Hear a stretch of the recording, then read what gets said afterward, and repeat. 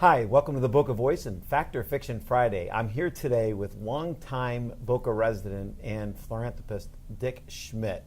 Dick, thank you so much for joining us. It's a pleasure to be here. I'm looking forward to sitting down and having a chat with you. Thanks, Dick. So, you've been in Boca so long, you've seen so much change in Boca Raton. Do you mind sharing some of your, not only wisdom, but some of your visions and some of the things you've seen in Boca and some of the things you're excited about? Well, I like to think I've been a part of some of the change in Boca. I've been here really since the early 60s when my parents, when I was a college student at the University of Florida, they would permit me to use their residence for spring break, which was kind of convenient. So I've been here since the early 60s. I've been a full-time resident since 68. I've been in Florida since 1959. So I've been here to see the bulk of the changes that have gone on in the community. And I'm really excited about the way Boca Raton is evolving today. I know it's somewhat controversial with the traffic and the amount of construction and whatnot, but we really have Wilshire Boulevard going right through the middle of our community, and I'm just so excited to see that happen. It was always going to happen here, and now it's finally here. And I think that when everything finally gets settled and the community absorbs what's happening, I think everybody's going to be so excited to have such an exciting place in our community. I'm really looking forward to seeing it finished off.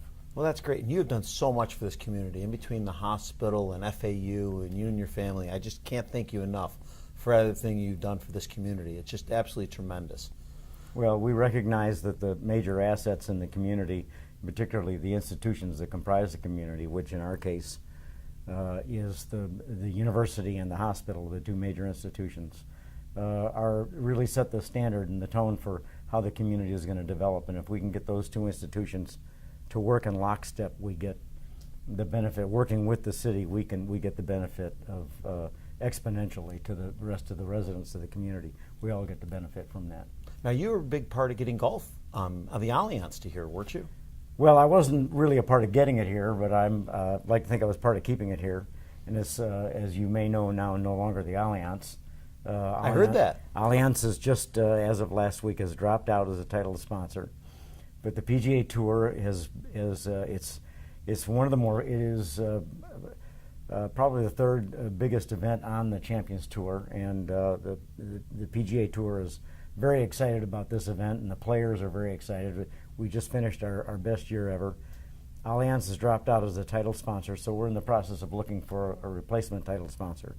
The PGA Tour has agreed to assist us financially and otherwise to make sure that we can see us through another year, whether we have a title sponsor or not.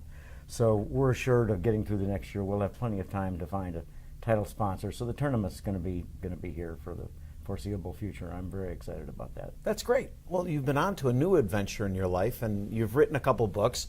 I happen to just finished reading Memory Road, which I got to tell you just brings me to homeland, and I love it. But tell us a little bit about what made you become an author. Well, it's one of the few things I haven't done. I think many people think that they have a book in them, and that they have always wanted to write a book, and I'm one of those people. I have a good friend, Doris Kearns Goodwin, that I'm sure many of your viewership would be familiar with her, who wrote Team of Rivals, that was the Lincoln story that Steven Spielberg did the movie. Doris read a chapter outline I had done in the first couple chapters of the book Boy and the Dolphin, my first book. And she called me up and said, "You've got to write this book. This is a great story. You've got to write this story." And that gave me the encouragement I needed. I mean, someone of some credibility saying that maybe that I was capable of putting this book together. So I wrote that book, and actually about the time I finished the book, I was watching Homeland, as you mentioned, and I was thinking to myself, this guy, Saul Berenson, what do they do with him when he retires? Did they kill him? I mean, they can't let him run around loose. He knows too much. And I thought, well, it'd be really interesting. What if Saul Berenson retired and he got a little bit of early onset Alzheimer's? Then he'd really represent a threat to the government. So I created such a character in Memory Road, and he as you know, is They try to incarcerate him in an assisted living Sure. facility, and he makes his way out and finds a car and is trying to find his way home to his daughter in Maryland, where he feels wanted and loved and relevant. And the whole world's security agencies, the NSA, the CIA, the FBI, the KG, the SVU, the Mossad, the Iranian Revolutionary Guard, they're all looking for him, but nobody can find him because the only way he knows to get to Washington is on US 1. And they're all looking on the interstate because it wouldn't occur to them that someone would drive up US 1 to go to Washington. So it makes for an interesting story. He has adventures along the way, and there's, of course, as you know, a big chase scene and shoot him out at the end of the book. I'm actually very excited about that book. The first one is kind of a personal. There's a lot of me in the story. I am not the character in the book, but there's a lot of my experiences in that book. But the second one is just a pure fun fiction writing. I really enjoyed putting it together. The first one has almost required reading here locally in Boca. It's not, I mean, not the required reading, but a lot of the local schools utilize it. It's right here in Gumbo Limbo. They use it as well here. I mean, a lot of required reading is in locally in Boca Raton. A lot of the students read it. It's well known. It's a well-known book here in Boca Raton. Well, actually, I wasn't aware of that, so I'm pleased to hear that. I've just come from a convention in Fort Lauderdale, a spearfishing convention for people who are interested in free diving and spearfishing in Fort Lauderdale, and because of that book, because it involves diving in the Bahamas, I went down there and met Sherry Day, who was a resident here in Boca Raton, who puts that convention on. She's the world record holder for spearfishing. I don't know how they measure that. I guess in pounds of fish that you catch or whatnot. And I met so many interesting people, and so the book really caught on down there. I was very pleased to go down and do that. So it's nice to know that it's finding its way through the local history. I know, here. because I was asking my daughter this morning about some of the books, and my daughter's seen the book. My daughter's read it. So it is getting out there, especially within our youth. So it's nice to know that it's getting into a lot more of the traditional mainstreams. Well, it's a great story for kids because the story is about a young man, 13 years old, who is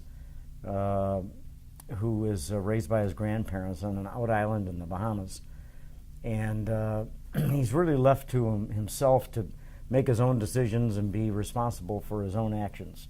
So there are great lessons for kids to learn in that story.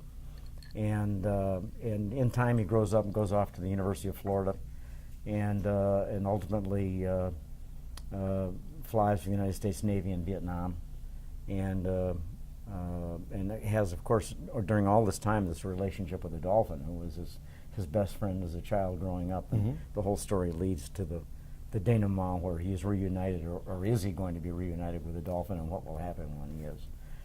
So it's a great story for kids, but it's really a story for guys my age. I'm 73, because it's set in the 50s, so there are references to things today the kids wouldn't know anything about, such as church keys. The kids wouldn't know anything about opening a beer can with a church key. We called him a John Wayne in the Marine Corps. Yeah.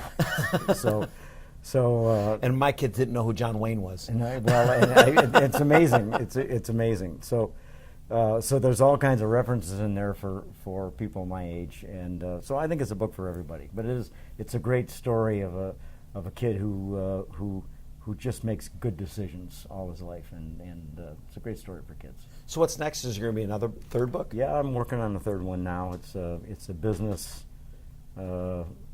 murder thriller adventure. Nobody, hopefully, in Boca Raton, I hope. No, but it takes place near here. Yeah. Yeah.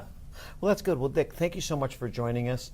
We really appreciate it. And again, I can't thank you enough for all that you do for our community. Well, I thank you. It's a pleasure. You know, we say in our family, if it's important to this community, it's important to me and my family. So well, thank you so much. Thank you. It's a pleasure. Good to see you. Thank you for joining us on the Boca Voice. We look forward to seeing you next week on Fact or Fiction Friday. And don't forget to check us out online or on Facebook. Look forward to seeing you next week. Bye.